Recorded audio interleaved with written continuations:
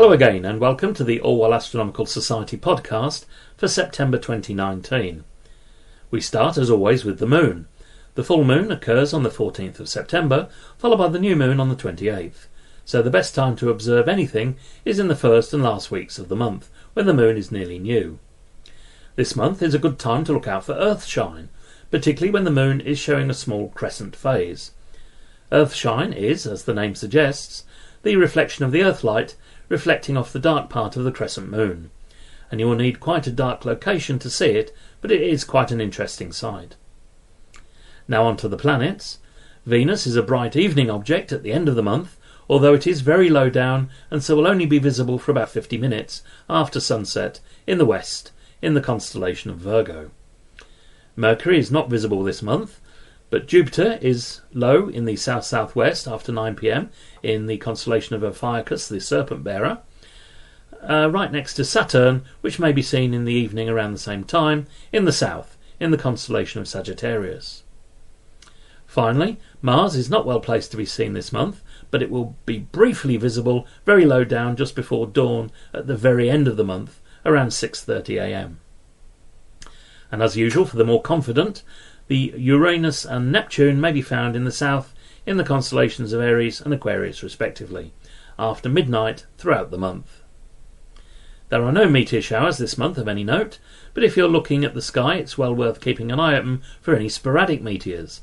These are meteors that are random and not associated with any particular meteor shower. You may also see a large number of satellites of varying brightnesses crossing overhead in every direction. Notably, look out for the International Space Station, or ISS. Details of these brighter satellites may be found on such websites as Heavens Above or NASA. September is a good time for observing the Milky Way, as it passes almost directly overhead. You should know Cassiopeia by now, the W shape of stars. Well, the Milky Way lies directly along and in the direction of this constellation, so it's very easy to find. Whether the light pollution at your observation site is good enough to let you see the Milky Way is another question. However, on a nice bright night with little or no light pollution, the Milky Way is a magnificent sight, and when you look at it, you are looking at the crowded centre of our galaxy. The Sun and the Earth are about 2/3 of the way out along a spiral arm from the centre of the galaxy, and so we get a magnificent view of most of the central mass of stars that we call the Milky Way. Cygnus the Swan also lies along the line of the Milky Way, and so provides another way of locating it. And the best time to look at the Milky Way is when the moon is around new, as this cuts out most of the natural light pollution. I hope that this podcast has given you some ideas of what to look out for this month. There is plenty more out there to see, and I recommend that you look on the internet, Astronomy magazine, or in Astronomy book or a sky map to see what else is out there and where to look for it.